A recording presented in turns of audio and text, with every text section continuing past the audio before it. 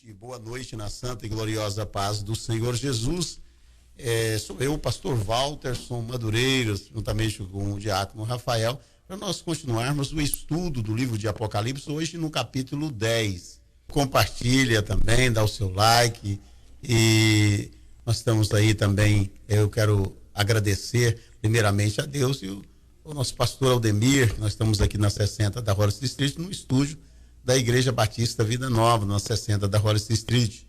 Então, onde nós estamos servindo e adorando a Deus neste local, juntamente com os pastores e também uma grande equipe de obreiros, buscando e adorando o nosso bom Deus. Você que está aqui bem perto, em Framingham ou nas redondezas, que possa vir, se possível, fazer uma visita a nós, para que juntos possamos nós adorarmos o nosso bom Deus. E a minha saudação aos nossos amados que sempre estão conosco todas as terças-feiras, a partir das 7 horas da noite, 7 horas, 7h30, nós já iniciamos o nosso estudo. Aí eu agradeço muito a pastora Maria, a Gal e muitos outros, né, o James e muitos outros que têm nos acompanhado continuamente. Que Deus vos abençoe e vamos então estudar a palavra do Senhor.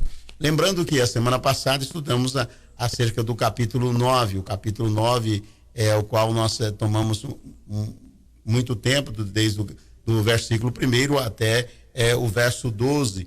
Então nós falamos então da quinta trombeta, e hoje é a sexta. Vamos voltar um pouquinho no capítulo 9, falar da sexta trombeta, e depois nós vamos ir para o capítulo 10. Entendendo que nós, na nossa compreensão, esse período ao qual está acontecendo as trombetas, o capítulo, esse período do capítulo 9, o capítulo 10, é um período no qual nós cremos, né, pela palavra de Deus, que a igreja não vai estar aqui nesse momento. A igreja já está sendo, já foi então arrebatada e está com o Senhor. Então nós temos esta compreensão e assim, dentro desta compreensão, se nós já falamos muitas vezes concernente ao arrebatamento, o arrebatamento, muitas pessoas confundem, né, a vinda de Jesus, a segunda vinda de Jesus com o arrebatamento. Nós, em outros momentos, nós esclarecemos que há essa diferença entre a segunda vinda de Jesus, ao qual todo olho verá, com arrebatamento. O arrebatamento deixamos bastante claro, em que o arrebatamento é a igreja que vai ao encontro do Senhor. E a segunda vinda do Senhor Jesus é Jesus vindo, né, para a terra. Ele vai voltar à terra. Então é a segunda vinda. Então o arrebatamento, a igreja vai subir. Então nós entendemos isso, e dentro disso nós cremos que nesse período ao qual nós estamos estudando, diante dessas pragas, desses acontecimentos, é a ira do Cordeiro que está sendo derramada, não é mesmo, Diácono? Exatamente, pastor. Eu gostaria de deixar aqui uma introdução a respeito do que nós estamos fazendo aqui, né? Nós estamos falando de escatologia, das coisas que irá acontecer no futuro bem próximo. A escatologia, de modo geral, ela é um dos estudos predominantes no mundo, em todas as áreas. Na área do tempo, o homem sempre está querendo saber se amanhã vai chover, se vai dar sol, se o tempo vai estar bom para realizar determinadas atividades. Na economia, existem matérias, né, são cursos de economia voltados para a escatologia financeira, prever um mercado financeiro futuro. O mundo gira em torno de previsões financeiras, né, onde se deve colocar o dinheiro, onde se deve investir, onde se não pode investir. E aqueles que acertam, né, a escatologia, que estudam bem a escatologia do sistema financeiro, ele então está investindo bem o seu dinheiro. Em todas as áreas da nossa vida, hoje é movido pela escatologia. Na questão da igreja, a igreja em si, ela tem perdido essa vontade, essa curiosidade, esse desejo de conhecer as coisas futuras relacionadas à humanidade, relacionadas à igreja e relacionadas aos planos de Deus para todos nós. Então, o que nós queremos é trazer de volta esse desejo e essa vontade das pessoas, então, procurar entender à medida do possível sobre o tempo futuro, né? Então é muito importante nós nos prepararmos para isto.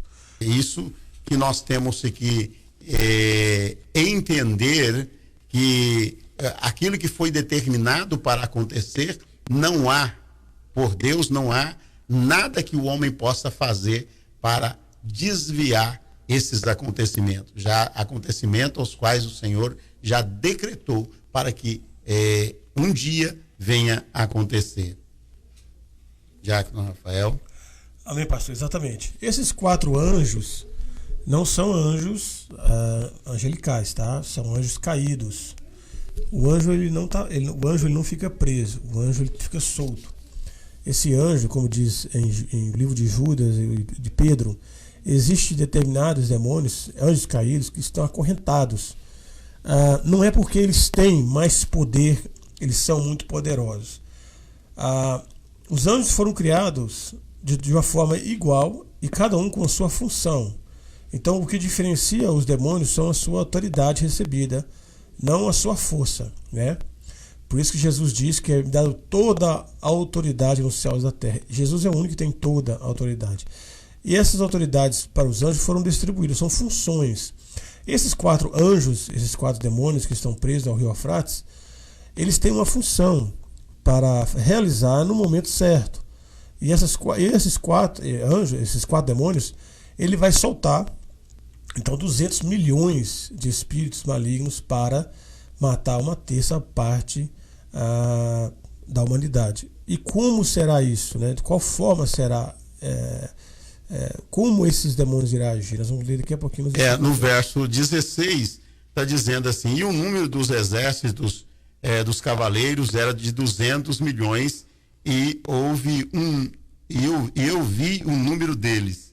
Assim, os cavalos nesta visão, ou seja, que sobre eles cavalgavam, tinham a coraça de fogo e de jacinto e de enxofre, e a cabeça dos cavalos eram como cabeças de leão, e de sua boca saía fogo, fumaça e enxofre, e por estas 3 pragas foram mortas 1/3 parte dos homens, isto pelo fogo, pela fumaça e pelo enxofre que saía da boca, da sua boca, porque o poder dos cavalos estavam na sua boca e na sua cauda, porquanto a sua cauda é semelhante à serpente e tem a cabeça como a cabeça com ela de danificar.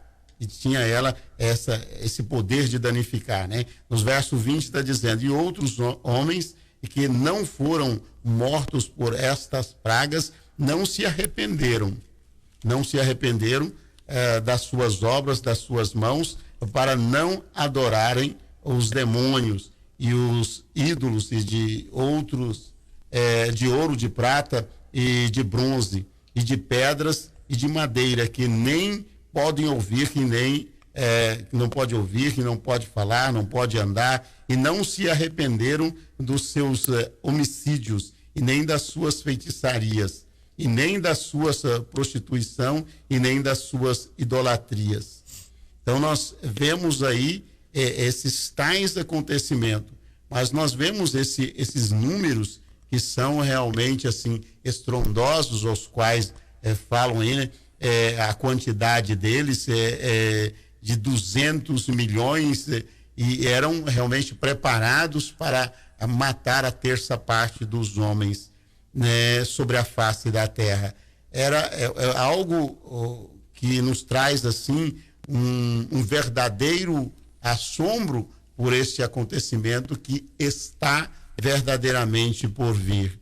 E como o diácono Rafael bem falou, embora seja os demônios, mas quando nós lemos também algumas coisas, podemos pensar assim, e ver, no caso assim, que pode trazer assim uma figura daquilo que possa na verdade, ser.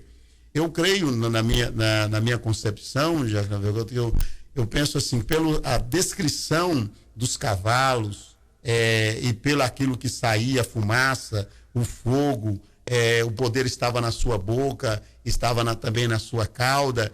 Eu vejo assim também que possa ser também coisas mecânicas, mas sendo levadas por espíritos também, por uma mentalidade diabólica.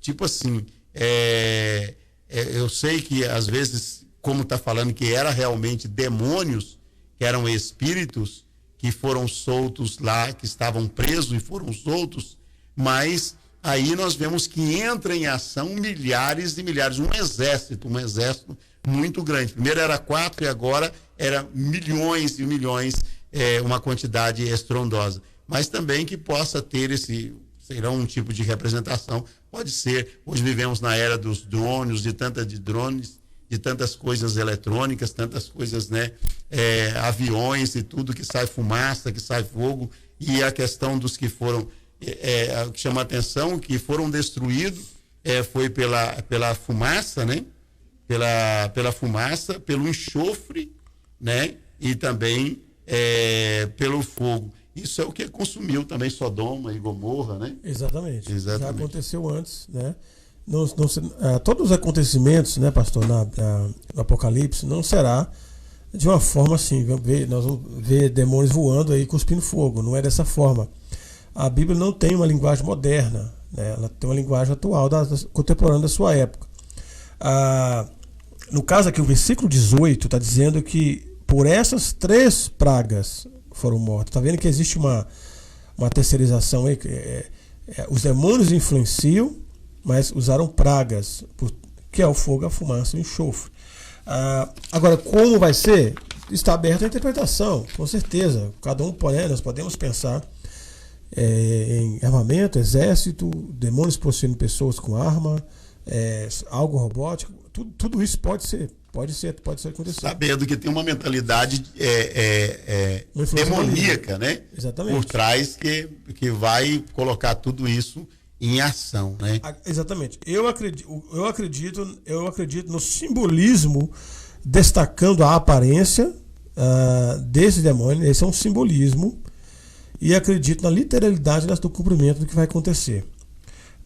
Porque já aconteceu o Sodoma e Gomorra. A teologia liberal e muitos da teologia reformada acreditam em totalmente simbolismo. Se você aplicar simbolismo em tudo, então vamos aplicar Sodoma e Gomorra simbolismo também. Se choveu enxofre, fogo em Sodoma e Gomorra, e nós acreditamos, né, se alguém acredita na literalidade disso, por que não em João, né? Mas aqui, no versículo 18, falando que são essas pragas, está se cumprindo também Salmo 11, 6, né? Sobre os ímpios ele fará chover brasas ardentes e enxofre incandescente, vento ressecante é o que terão.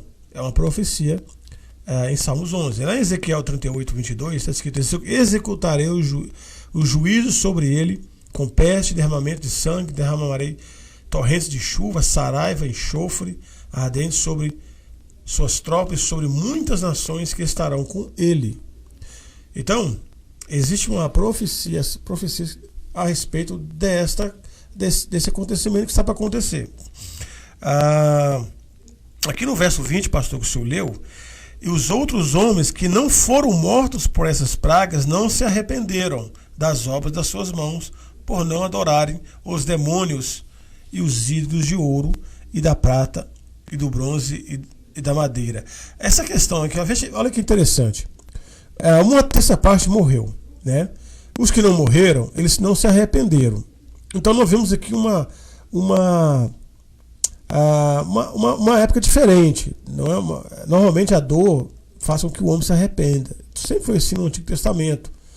E nós vemos aqui uma limitação da graça alcançada aqui. Então não é um momento da igreja. Mais uma vez nós vemos aqui que isso aqui não é para trazer arrependimento. O juízo não é para trazer arrependimento. E outra coisa, nesse momento aqui, não será difícil entender. Por quê? O ateísmo hoje, quantas pessoas, quando acontece aí terremotos, milhares de pessoas morrem, elas amaldiçoam a Deus. Isso é notório na nossa época, né? Então, naquela época, naquele momento lá, nesse acontecimento aqui, não será difícil isso acontecer. Agora, veja só, eles adoraram os demônios. Demônios. Aí nós vemos aqui um ato de justiça. O homem, vou voltar novamente, que eu falei semana retrasada, Jesus disse que a luz veio ao mundo e eles escolheram, adoraram mais as trevas do que a luz. Essa é a condenação. Então, o homem escolheu as coisas de Satanás e eles estão recebendo o que os demônios têm para ele. Uma terça parte dos homens morrerem nessa ocasião representa muito a terça parte dos anjos que caíram do céu. Então é um ato de igualdade, de justiça, de juízo de Deus. Então, mais uma vez, nós notamos que não é um momento de graça abundante, de salvação em massa. É atos de juízo. A igreja não estará aqui, ela não está contemplando esse momento, ela está no céu. E Jesus está trabalhando ali para a nação de Israel. Pastor, pode continuar. Então, como nós vemos aí, como o Penta deixou claro o diácono Rafael, não é realmente um momento em que eles vão tomar tudo isso que está acontecendo e se arrepender, mas eles vão, aqueles que não tinha, vamos dizer, o selo, a marca, aqueles que, aquelas pessoas que não morreram, como está dizendo, aqueles que não morreram, porque eu creio que também nessa época também tem aquelas pessoas, os remanescentes, aqueles que vão ser livres realmente das pragas. Deus os tem separado, mas aqui está falando de um povo aqui que realmente de duro de coração e que não foram capazes de reconhecer a grandeza de Deus em meio a tamanha calamidade e realmente amaldiçoar Deus. Isso nós vemos, se nós lembrarmos mesmo o que aconteceu no livro de Êxodo, com todos os milagres que Deus fez, abriu o Mar Vermelho para o povo, fez milagres tremendos, no meio deles água sair da rocha, e mesmo assim com tantos milagres que Deus operou, que tinha aquela nuvem que constantemente acompanhava o povo. Agora, entender que eles murmuraram contra Deus, mas de tal maneira, que como fala no capítulo 20 de Números, ou por aí assim, 20 ou 21, aí é onde começa a brotar a serpente, que era o juízo de Deus contra a murmuração daquele povo. As serpentes começam a brotar e mordê-los, até que Moisés começa a clamar por eles, porque eles não reconheciam os milagres de Deus, eles não reconheciam aquilo que eles tinham a presença de Deus constante com eles, mas não reconheciam o que eles tinham. Eles realmente reclamavam por aquilo que eles não conseguiriam ver e nem perceber. Então nós vemos que aqui Deus, eu vejo assim um livro de Apocalipse também, a questão que eu vejo a misericórdia de Deus, ela é operante no livro de Apocalipse, mesmo na tribulação, na grande tribulação. Quando nós vemos assim, ainda no capítulo 7, aquele testemunho daquela multidão que se converteram, aí João procurou, mas de onde veio essas pessoas, né? Aí eles vão falar, sai ali a revelação que aqueles vieram da grande tribulação. Era uma multidão enorme que vieram da grande tribulação. Quer dizer, Deus exerceu a sua misericórdia, o seu perdão, a sua graça, ainda alcançou essas pessoas de algum modo.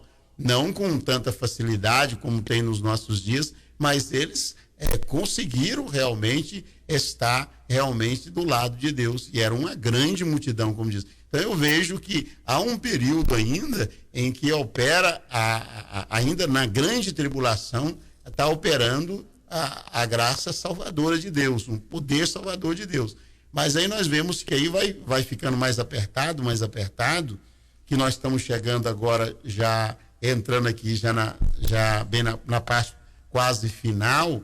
Então, aí eu vejo assim que quando chega no período das taças, aí já não tem mais jeito, como nós vamos ver mais para frente pouquinho, né? Exatamente. A benignidade do Senhor dura para sempre, né, pastor? Nós não podemos... Mas quando nós olhamos para um versículo igual a esse, que uma terça parte dos homens será mortos e os que não foram mortos não se arrependeram, mas se destaca aqui, ó, por quê? Não se arrependeram do quê? De atos que eles estavam fazendo. Lembrando novamente, que eu falei também isso semana retrasada, Deus não vai trazer juízo para o justo, tá? Não é para o justo, é para o ímpio, para aqueles que não se arrependeram das suas ações, dos seus atos. Então, olha aqui, não se arrependeram, versículo 21, dos seus homicídios, nem das suas feitiçarias, nem da sua prostituição, nem das suas ladroices. Então, aqui é um desvio de moral, de caráter muito grande, não são qualquer pessoas. Pastor, aquela pessoa na grande tribulação, que nós conhecemos hoje, ele não tem nenhuma religião, é uma pessoa justa, uma pessoa que paga suas dívidas, é trabalhador, é honesto, mas não tem a Cristo. Sem Cristo não tem como. Jesus é o único caminho que leva a Deus. Essas pessoas com certeza poderá contemplar essas coisas e se arrepender. Deus vai permitir isso. Não estou falando isso. Mas existe aqueles que estão entregues ao pecado e por vontade própria, por arbítrio. E a palavra feitiçaria aqui, olha, versículo 21, não se arrependeram dos homicídios nem das suas feitiçarias. A palavra feitiçaria aqui chama-se farmaquia, que deriva da palavra farmácia, não é religião isso aqui. Aliás, perdão, entre parênteses, é um acessório a uma religião. Farmaquia significa o uso de drogas. Quem disse que a Bíblia não fala do uso de drogas? Está falando aqui agora. Aqueles que usam drogas, farmaquia, são o uso de drogas para invocação de espíritos. Isso era comum na época dos templos, das religiões pagãs. No Brasil tem lá o Santo Daime, né? Santo Daime, você tem aquela bebida alucinógena e as pessoas começam a ter experiências com demônios, com espíritos de outro mundo. Isso é comum também até hoje, mas naquela época era mais ainda. Por isso que em Gálatas, capítulo 5, versículo 20, o apóstolo Paulo fala que os feiticeiros e os idólatras não herdarão do céu. Por que ele fala feiticeiro e idólatra? Se é feiticeiro e idólatra. Não, ele está falando daqueles que usam drogas e daqueles que praticam a idolatria. Então, essas pessoas aqui, que o versículo 21 está pontuando, são pessoas que estão cometendo atos, né, com consciência e escolheram isso para si. Estava conversando hoje com a missionária Sula, ela está ao vivo aí, e eu disse que o anticristo ele não vai prender as pessoas, não vai forçar as pessoas a aceitar a marca da besta, não. As pessoas vão se entregar ao anticristo, elas vão aceitar, elas vão usar o arbítrio dela e escolher o anticristo, escolher ele como um governador, escolher ele como seu senhor. Haverá uma escolha, então não será assim forçado, não, ele será um sedutor, ele vai seduzir as nações. É isso que nós temos que destacar aqui. E foi bem colocado aqui, o diácono Rafael bem pontuou aqui, no verso 21, que também isso é a elevação das transgressões nos nossos dias, e cada vez mais forte é exatamente isso aí, né? Os homicídios, nós vemos que perdeu o valor da vida. A vida perdeu o valor. As pessoas se matam um ou outro por nada. Por nada a pessoa tira a vida de um ser humano. Nós vemos por coisas fúteis que as pessoas matam. Então, os homicídios, eles têm aumentado realmente, grandemente, nos nossos dias. Ainda que as pessoas falem, mas isso sempre teve. Mas nós, devido também às informações hoje que são muito rápidas, mas nós vemos que hoje tem crianças brincando em matar, crianças brincando com games que tira a cabeça, corta o braço, então está muito forte isso aí, né? Aí ainda, além disso aí, também essa questão, como o diácono bem pontuou, a questão da feitiçaria, né, que também as drogas, né, em todos os sentidos, né, como avançou as drogas. Eu lembro ainda na década de 60, começo de 70, eu comecei a trabalhar em Goiânia. Eu trabalhava de ajudante de lanternagem, pintura na oficina, e via alguns que usavam drogas. Eu via que usavam as drogas, mas era uma coisa muito escondida, era uma coisa assim muito que, nossa, se um soubesse, aquela coisa está bem oculta ainda naquela redondeza. Mas agora não, agora se tornou uma coisa muito, parece que se tornou normal, é um novo normal hoje em dia, as pessoas usarem, se entregarem. Então é um pecado. As pessoas que nesse ponto aí foi bem pontuado, não se arrependeram, e por isso também das suas idolatrias, né? A idolatria é um pecado muito grande, em que as pessoas realmente não tomam uma postura. E quando Deus ele disse, não terás outro Deus diante de mim, e veio pessoas que se ainda nos nossos dias se curvam diante de Deus de prata, de pedra e de tantas coisas, né? Mas realmente foi bem colocado. E nós vamos entrar então no capítulo 10. Nós vamos entrar aqui no capítulo 10.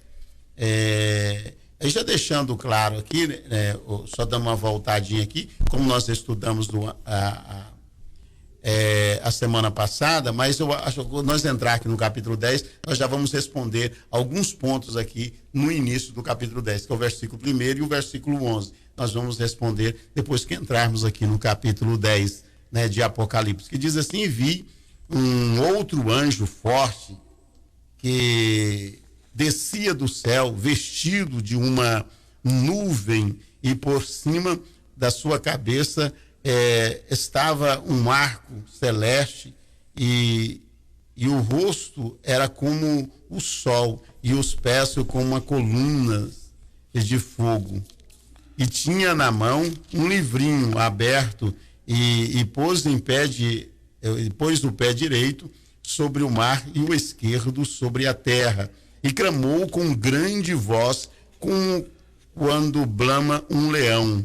E havendo clamado, os 7 trovões fizeram soar a sua voz. Vamos aqui. Sei que muitas pessoas, devido à descrição desse anjo aqui do capítulo 10, já vêm então a dizer, poxa, mas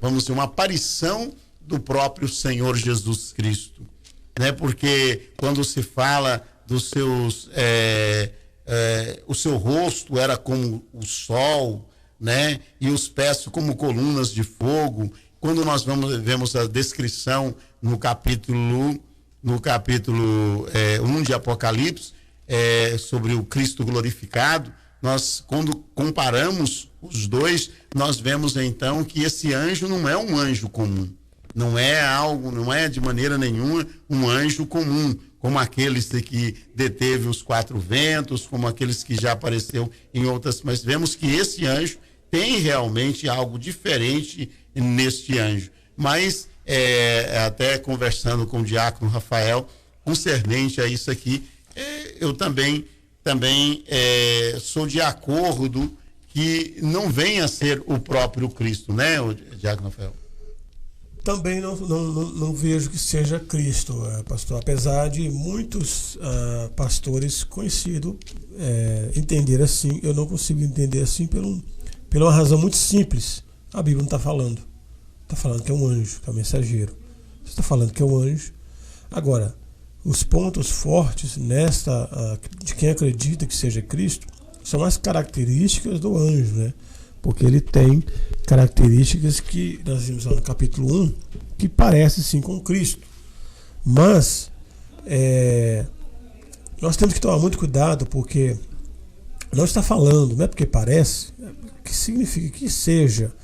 Os anjos celestiais foram criados para executar a vontade de Deus. As características simboliza o que ele representa naquele momento, a autoridade que ele tem para exercer o que ele tem para fazer. Só que eu vou deixar aqui um versículo muito claro, muito fácil. Eu vou resumir bem mesmo aqui para pegar isso aqui. Presta muita atenção. Onde você vai ver que é um anjo, não é Jesus. Tá? Versículo 8. Ó. E a voz que eu do céu tinha ouvido tornou a falar comigo e disse: vá e toma o livrinho aberto que o anjo, da mão do anjo que está em pé sobre o mar e sobre a terra. Se o apóstolo João tivesse enganado, ser enganado, que isso é improvável, ele não poderia estar sendo enganado. Ele não poderia ter visto um anjo, Jesus, e ter achado um anjo, né? Eu não acreditaria jamais nisso. Porém, aqui no versículo 8, a voz falou para João que era o anjo. Já não é mais o João. A própria voz já falou: vai e pega o livro da mão do anjo. Então, o João disse que era anjo. Essa voz que o João ouviu, ser celestial, disse que também era anjo. Então, se os dois disseram que era anjo, misericórdia, nós temos que acreditar que seja um anjo.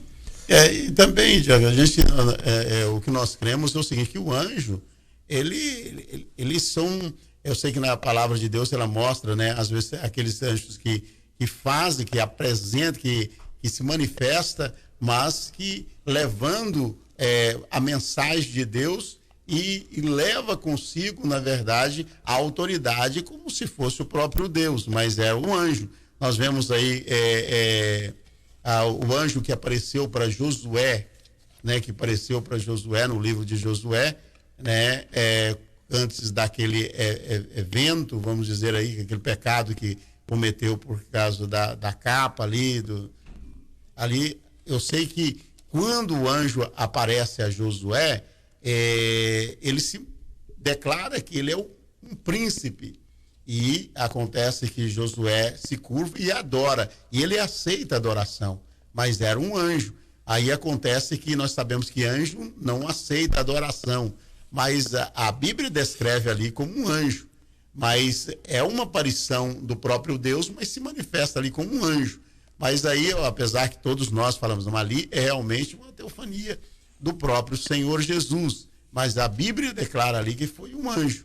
Tinha autoridade de Deus, né? Tinha autoridade de Deus, tinha realmente esta graça sobre ele, mas a Bíblia fala que era um anjo.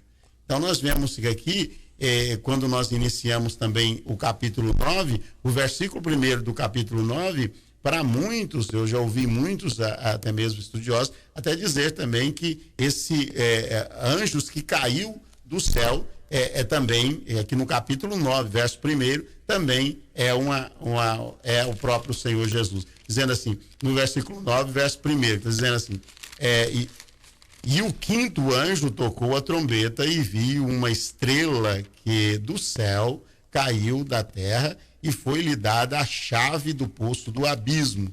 Então, esse anjo que tinha a chave do poço do abismo, para muitos também, já chegam a dizer que mas isso aí também é o Senhor Jesus, ele que tem a chave do poço do abismo.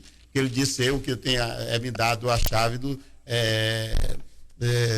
inferno e da morte, né? Então, ele tem todo o poder, me dado o poder tanto no céu como na terra, e ali ele tem essa chave.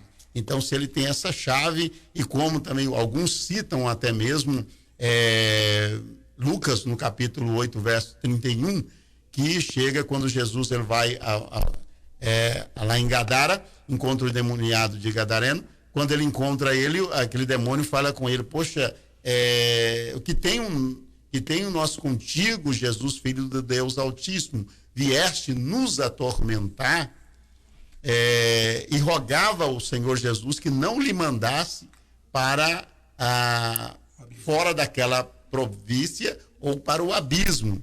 Aí acontece que Jesus tinha autoridade para colocá-lo lá. Então muitos entendem que está nas mãos do Senhor a autoridade para tirar e para colocar, mas nós entendemos que os anjos, ele cumpre, na verdade, os desígnios do Deus Todo-Poderoso. E com tanta veemência, eu sei que esse do capítulo 10, embora tenha pontos fortes aqui, como diz aqui, né? E clamou com grande voz, como clama, como como clama como brama, né? Como brama um leão, né? Com uma voz forte e grande. E esse anjo forte também ele apareceu também no capítulo 5, né? Quando aparece lá o trono de Deus, né? Aquele livro na mão do que estava sentado sobre o trono, né? E ali um anjo forte brandando com grande voz, né? Dizendo: quem é digno de abrir o livro e desatar os seus selos? Também é um anjo forte. E aqui também já começa aqui: e vi um anjo forte descer do céu, vestido de uma nuvem. E aí eu sei que muitos, poxa, mas Jesus foi assunto ao céu na nuvem. E Moisés teve uma experiência com Deus na nuvem. Na nuvem e tal. Caminhava no deserto. Mas como bem disse o diácono Rafael, não está dizendo aqui que era Cristo. E por que não disse que não poderia dizer que era Cristo? Sendo que o livro de Apocalipse, talvez mais de 20 vezes, tem aí, fala acerca do Cordeiro, né? E aí nós poderíamos, as menções de Jesus é inconfundível no livro, né? Então, realmente, que você não está dizendo, nós também concordamos que não venha a ser. É um anjo que não é diferenciado, mas é realmente da parte de Deus, com autoridade de Deus, mas não é o que a Bíblia está dizendo. Exatamente. É muito complicado essa teologia, pastor, porque a gente acaba criando... quando você vai ver uma mensagem de alguém que acredita que seja Cristo, é uma mensagem até bonita, ilustrativa, né? Mas nós não podemos colocar pontos diferentes. A Bíblia diz em Zacarias 14 que Jesus vai pisar no Monte das Oliveiras. Então, nesse caso aqui, se fosse Jesus, ele estaria pisando no mar e na terra, ou seja, ele estava vindo antes da hora. O problema é o seguinte, pastor: as pessoas acreditam que agora, a partir do 7º selo, é quando a igreja é arrebatada. Aqueles que não acreditam no arrebatamento, aqueles que acreditam no pós-tribulacionismo, acreditam que o arrebatamento, a volta de Jesus, vai se dar exatamente neste momento. Porque se a gente querer imaginar isso, entre aspas, encaixa um pouco. Mas nós não podemos colocar a nossa teologia dentro da Bíblia.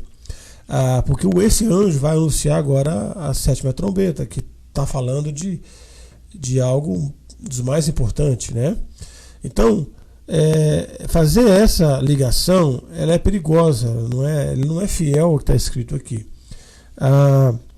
Quando você defende, por exemplo, uma teologia já pronta, por exemplo, ser preterista, ou seja, acreditar no que a maioria das coisas já aconteceram e que só falta a volta de Cristo e pronto. Aí você também acredita num momento só vai acontecer tudo isso aqui. Você acredita isso lá de fora e você coloca isso dentro da Bíblia. Então é perigoso essa interpretação. Nós temos que ser fiel ao que está escrito. Então aqui está falando que é o anjo, e esse anjo destaca diferente dos outros, porque a função dele será muito importante. E o que ele disse aqui, né, pastor? Não foi permitido, através dos trovões, não foi permitido que João escrevesse. É o que está aqui, né?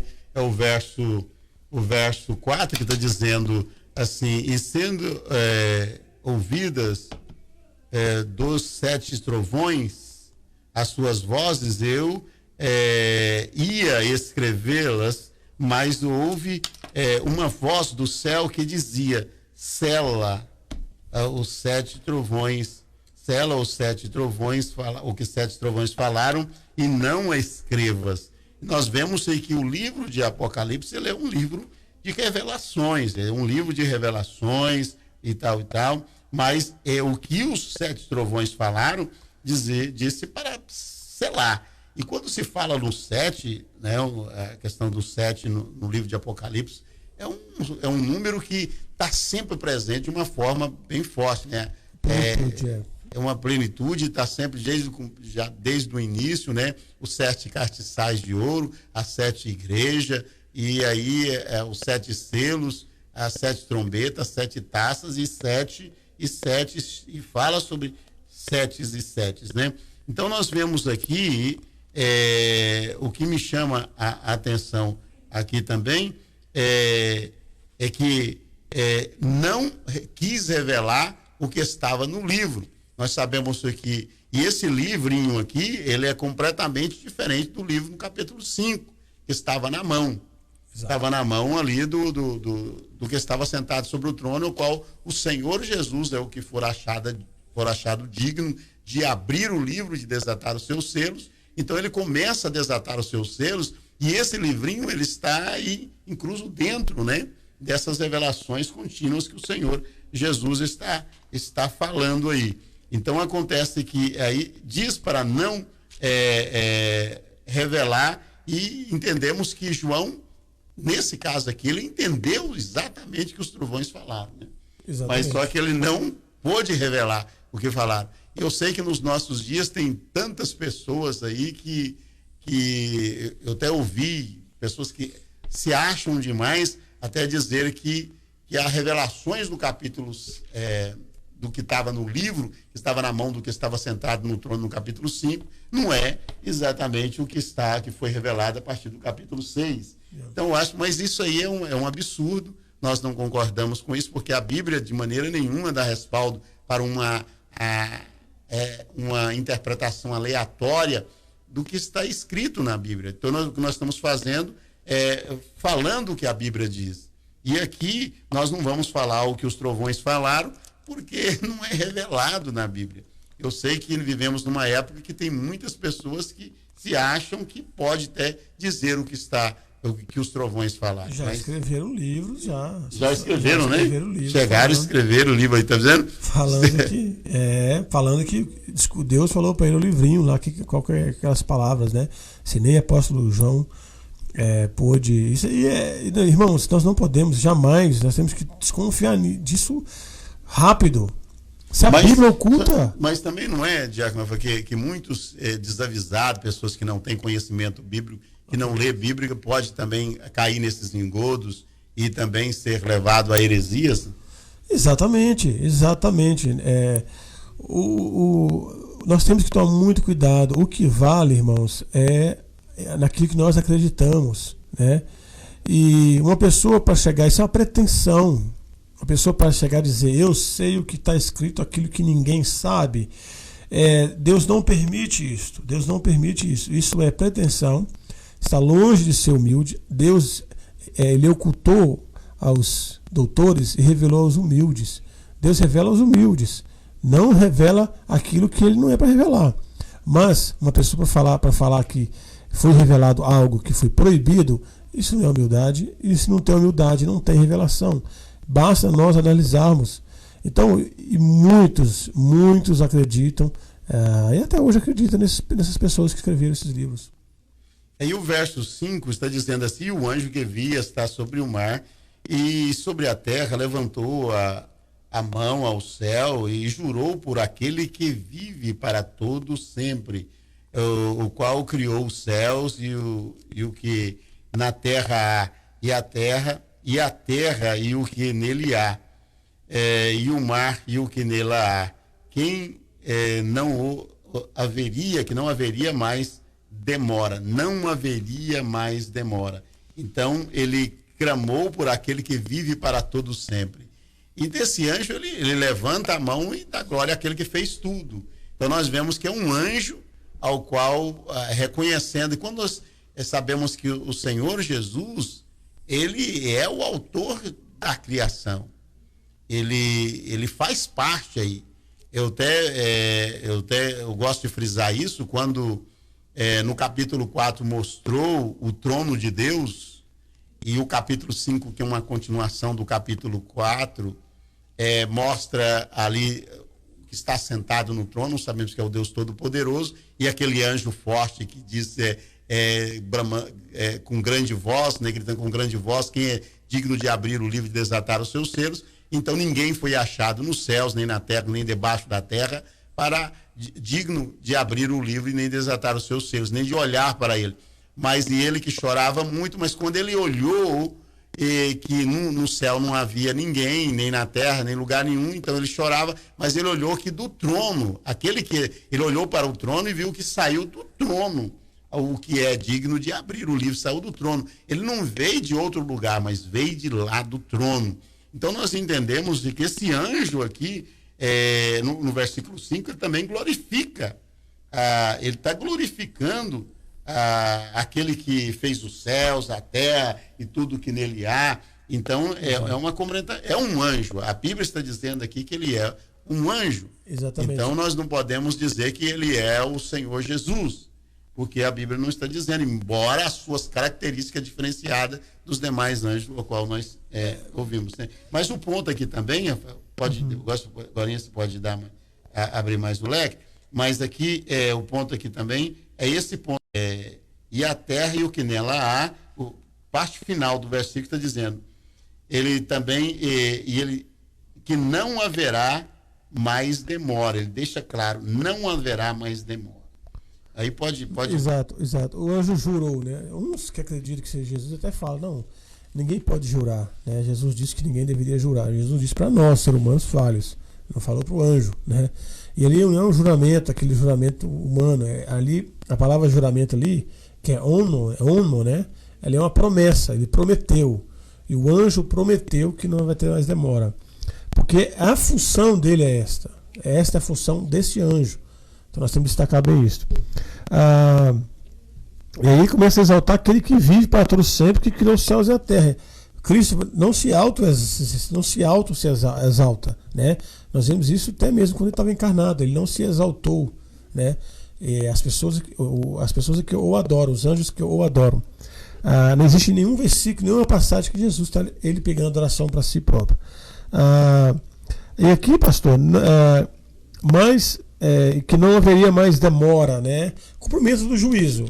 É aquele momento da resposta de oração da igreja, dos santos, aquele momento que estava prometido, as promessas, as profecias desde o Antigo Testamento, Ezequiel, Isaías, salmista Davi, que lançou também essa profecia a respeito do tempo vindouro, do reinado de Cristo na terra, sobre todas as nações. Nós vamos falar na próxima aula mais sobre o milênio, né? Passar um pouco sobre o milênio, vamos entrar um pouco. O milênio, esse não demora o milênio, particularmente. É o cumprimento de todas as promessas. Quais são as promessas do Antigo Testamento? De paz, alegria, em um momento de governo que virá do trono de Davi. É o milênio, é um momento tão esperado. E vai vir sem demora, esse anjo fala isto. E o milênio, nós vamos falar semana que vem, nós não vamos, às vezes, tentar explicar detalhado sobre o milênio, né? Vamos falar aquilo que a Bíblia revela. Mas a pergunta mais importante é: por que o milênio? Você vai ficar 1000 anos aqui, depois não? Por quê? Né? Fica essa pergunta e semana que vem nós vamos falar sobre ela. O porquê do milênio é mais importante nós sabermos do que tentar, às vezes, detalhar como vai ser o milênio. Mas mais importante é saber o porquê, pastor. Então nós vemos aqui, não haverá mais demora. Se eu fizer uma pergunta para você que está conosco aqui, você acha que tem demorado? Você acha que tem demorado a vinda do Senhor Jesus? Ou vai demorar? E por que está demorando? Nós vemos aqui, essa não é uma pergunta de agora, não é uma pergunta de agora. Nós vemos aqui já o apóstolo Pedro, no capítulo 3 de 2 Pedro, a partir do verso 4, diz assim, disse que havia naquelas épocas já pessoas que já questionavam a respeito disso. A partir do verso 3 do capítulo 3. E sabendo primeiro isto, que nos últimos dias virão escarnecedores, andando segundo as suas próprias concupiscências, dizendo: onde está a promessa da sua vinda? Porque desde que os pais dormiram, todas as coisas permanecem como desde o princípio da criação. Eles voluntariamente ignoram isto, que pela palavra de Deus, já desde a antiguidade, existiram os céus e a terra, que foi tirada da água, e no meio das águas subsiste, pelas quais pereceram o mundo de então, coberto com as águas do dilúvio. Mas os céus e a terra, que agora existem, pela mesma palavra, se reservam como tesouro e se aguardam para o fogo até o dia do juízo, da perdição dos homens ímpios. Mas, amados, não ignoreis uma coisa, que um dia para o Senhor é como 1000 anos, e 1000 anos é como um dia.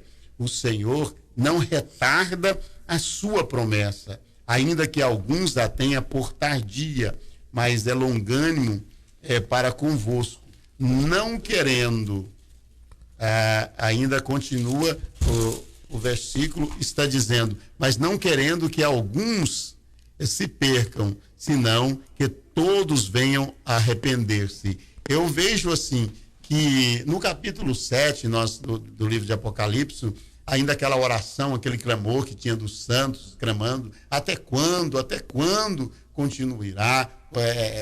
Nós vamos esperar ainda para que o Senhor vingue o sangue, né, dos inocentes, até quando? Então, o Senhor diziam para que eles esperassem até que se cumprisse o número daqueles que iriam se ajuntar, né, com aqueles, né, salvos. Então, tinha que esperar até o momento, até quando? Mas aí nós vemos agora, já está deixando claro que não haverá mais tempo, aí que chegou a hora realmente de desembocar para o final de todas as coisas. Então, mas nós servimos a um Deus longânimo, a um Deus que tem prazer realmente em salvar, mas não tem prazer na morte do ímpio. Então eu vejo, eu acho até um disparate para essa doutrina que é pregada, que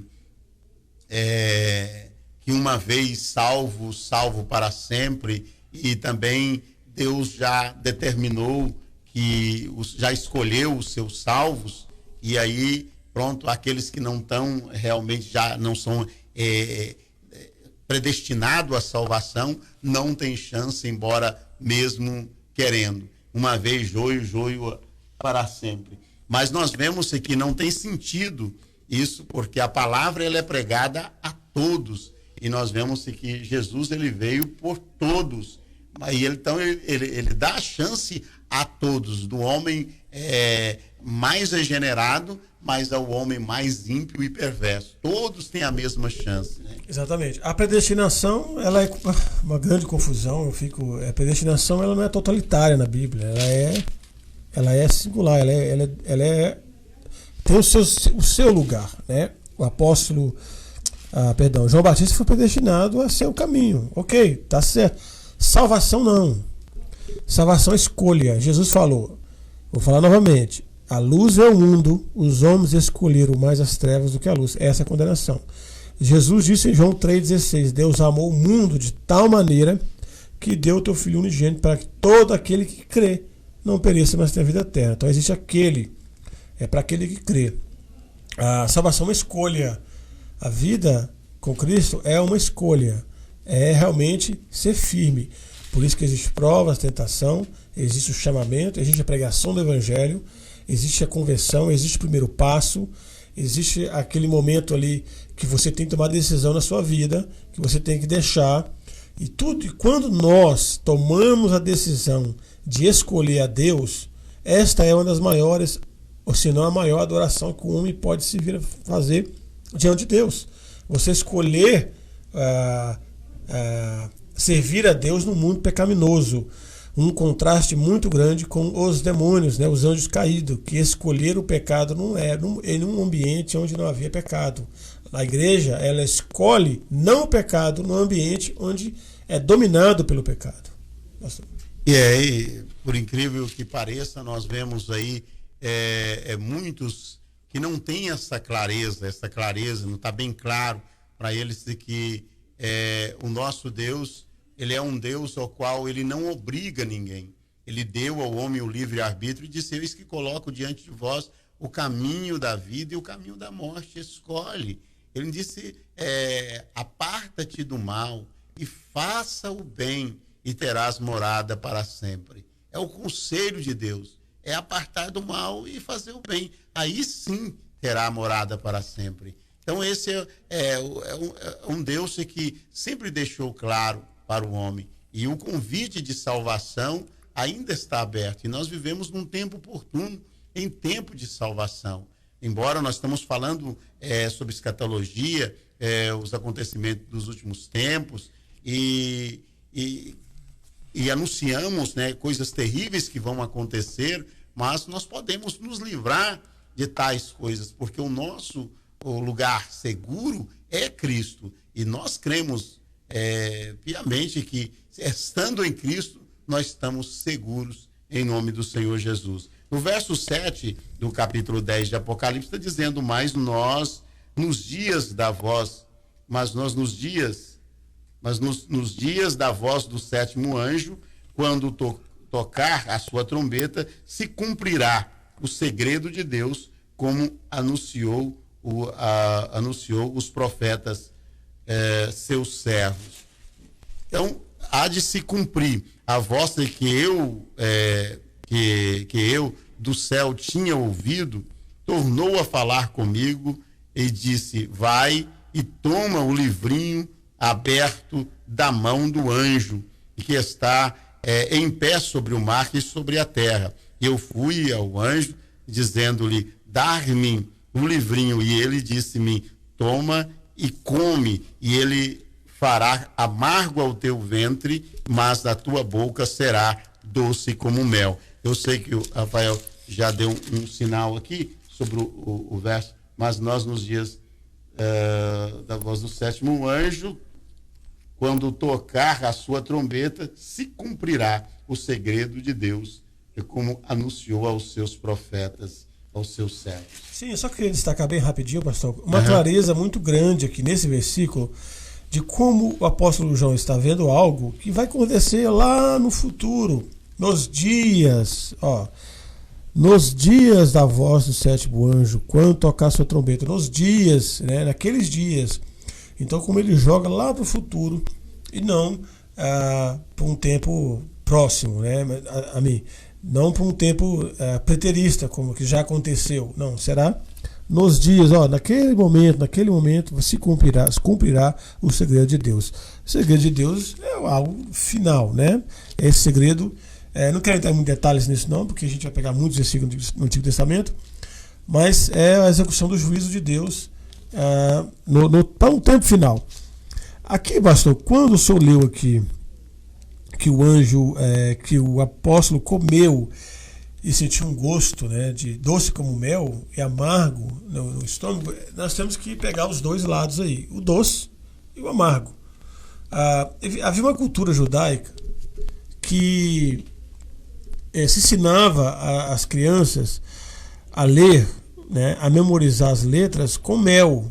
Então eles colocavam mel na mesa, e desenhavam as letras. As crianças memorizavam e depois eles comiam aquele mel. As crianças comiam aquele mel, mas era uma maneira de brincar, chamar a atenção das crianças, bem pedagógica mesmo, né? Você fazia lá os desenhos, escrevia tudo em mel e chamava a atenção da criança, e depois a criança comia aquilo.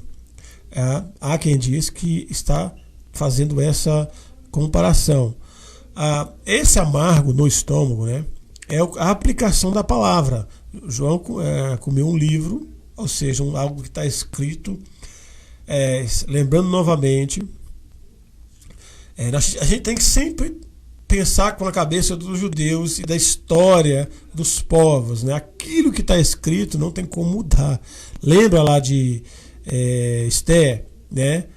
Que o rei escreveu lá e colocou o selo dele, não teve como mudar, ele teve que escrever outra carta para dando autorização aos judeus a lutarem. Ele não poderia revogar aquilo. Então, algo escrito é algo que vai acontecer e é algo muito sério.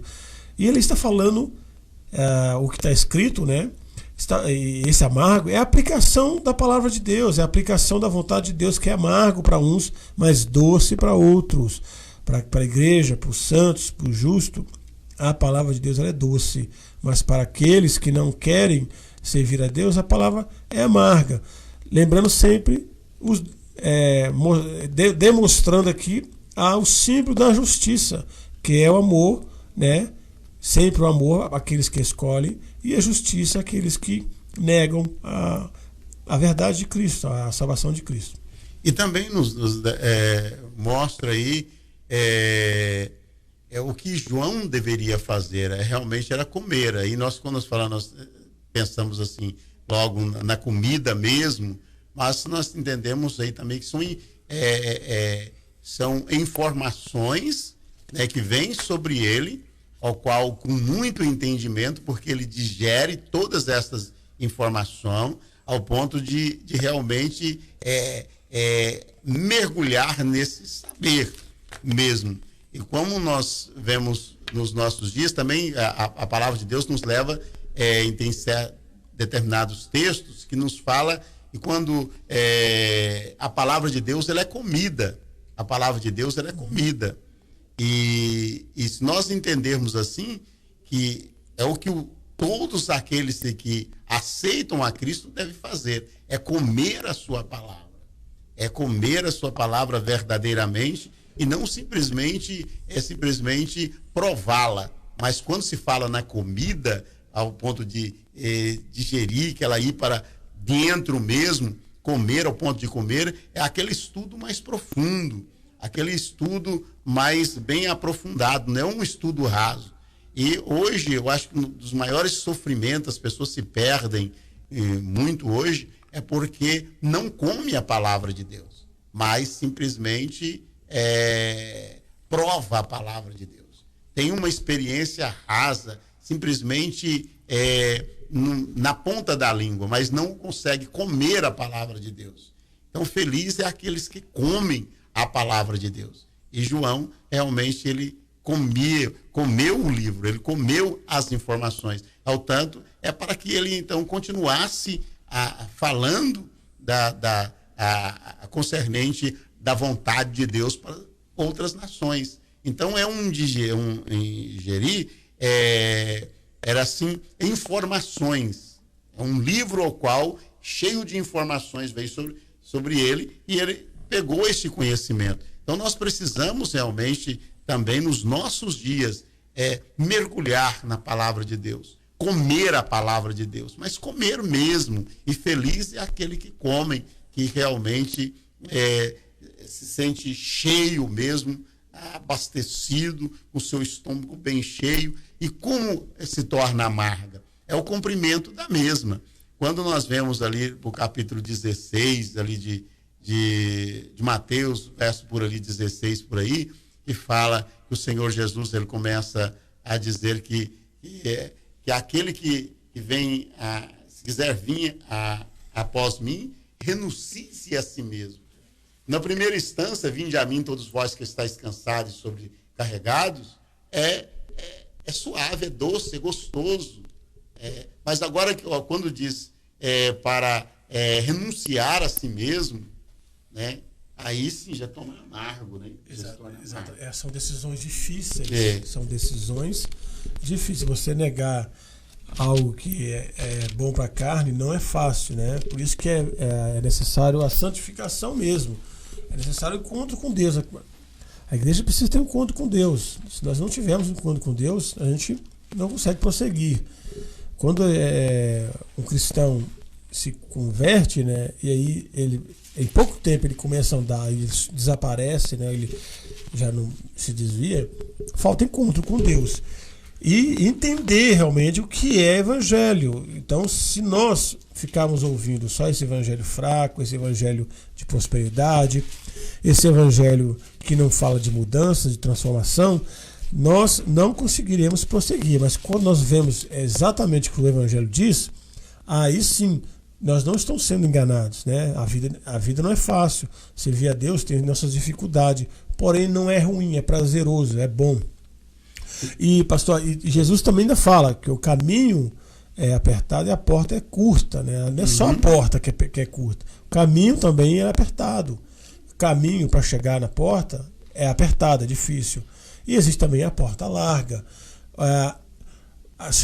Em resumo aqui, o evangelho traz dificuldade, lutas. Então, a igreja hoje está passando lutas? Quais são as lutas? Quais são as dificuldades? Muitas vezes não está passando nada, está com tudo tranquilo, não está acontecendo nada. tá tudo tranquilo. Então, temos que tomar muito cuidado com isso aí, né, pastor? Para deixar para os irmãos possam anotar também, estudar depois com um tempinho, mesmo Mateus capítulo 16, a partir do verso 24. Eu disse o verso 16, mas é capítulo 16 de Mateus, verso 24. A partir do verso 24 está dizendo assim: então disse Jesus aos seus discípulos: se alguém quiser vir após mim, renuncie-se a si mesmo e tome a sua própria cruz e siga-me. Porque aquele que quiser salvar a sua vida, perdê-la-á. E quem perder a sua vida por amor de mim, achá-la-á. Pois se quem aproveita ao homem ganhar o mundo inteiro e perder a sua própria alma, ou quem dará ao homem em resgate ou recompensa pela sua alma? Então veja bem, a renúncia realmente dos prazeres, da nossa vontade, é uma das coisas que eu acho assim tão difícil, para que as pessoas parece que não compreendem isso, porque quando nós aceitamos o Senhor Jesus, e nós temos o Senhor Jesus como não só como nosso Salvador, mas também como nosso Senhor, isso nós temos que entender que nós não somos dono da nossa vontade. Nós vivemos para viver a vontade de Deus. Há muitos conflitos, nós vemos hoje no mundo nosso, no meio da igreja, no seio da igreja, hoje em dia, da igreja estou dizendo assim, no sentido universal, na Igreja Universal do Senhor, vamos dizer, há tantos divórcios, às vezes até mais divórcios do que no mundo mesmo, mas simplesmente porque não se sujeita à vontade de Deus. Antes de eu tomar uma decisão em separar, antes de eu tomar uma decisão em fazer alguma coisa que vai contrariar a vontade de Deus, eu preciso estar ciente se é a vontade de Deus ou não. Eu sei que tem várias situações, tem várias circunstâncias aí, tem coisas terríveis, cada caso é um caso, mas tudo tem que ser realmente examinado dentro da vontade de Deus. É a vontade de Deus que eu faça assim? É a vontade de Deus que eu realmente revide, né, contra aqueles que estão me maltratando? Né? Será que é a vontade de Deus que eu devolvo o tapa que eu tomei?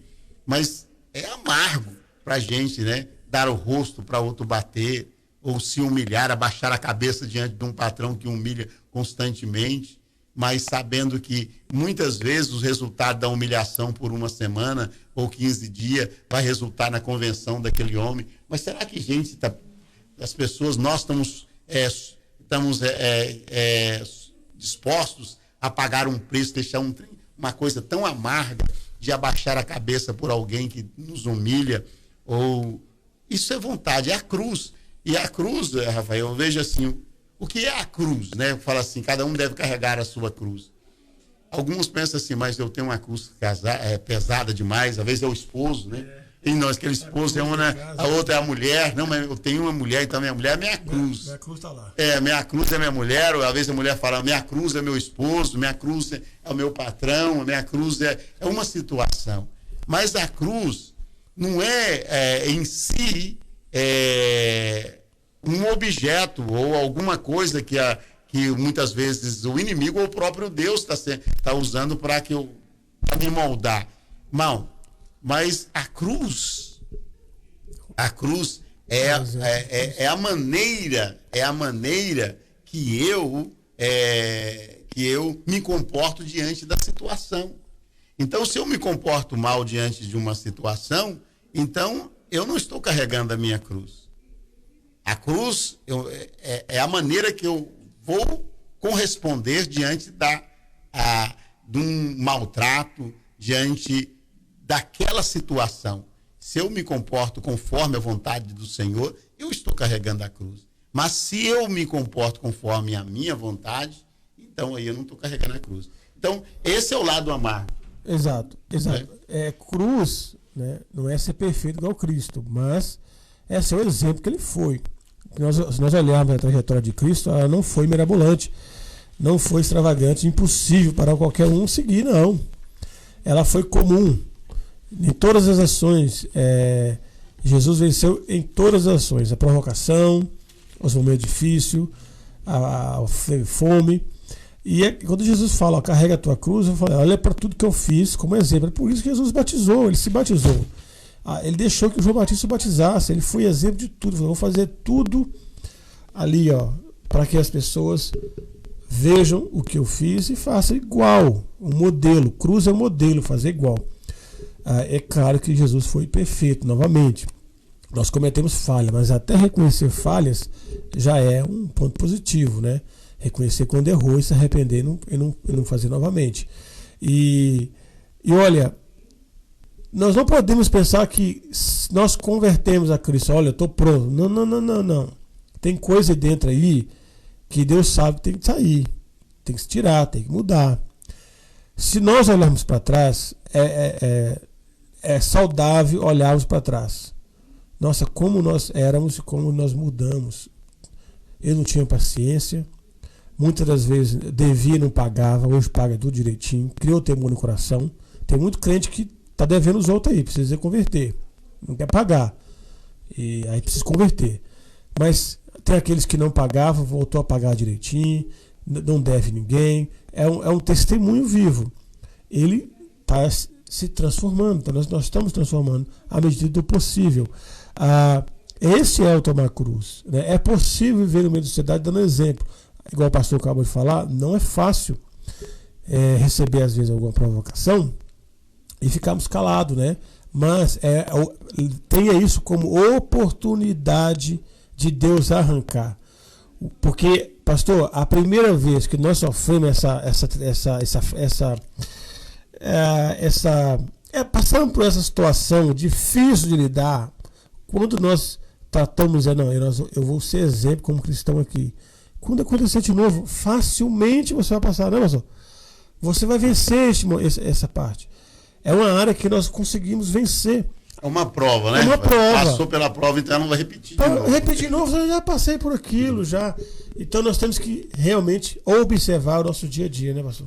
E aí não vai repetir a situação. É exatamente isso aí. Então nós vamos aqui, o verso 10 está dizendo, e tomei o livrinho da mão do anjo e comi. E na minha boca era doce como mel, e havendo comido, no meu ventre era amargo. Como nós já disse aí, o amargo realmente é o cumprir. O lado doce é aceitar, né? Então, mas o verso 11 está dizendo, e ele disse-me, importa que profetize outras vezes em muitos povos e nações e línguas e reis. Então nós vemos que eram informações, esse livrinho, ele estava comendo informações e ele iria passar para adiante, ia realmente continuar. Então fica aqui, nós terminamos aqui o capítulo 10, da semana que vem vamos entrar no capítulo 11. Então, que Deus vos abençoe de uma maneira especial.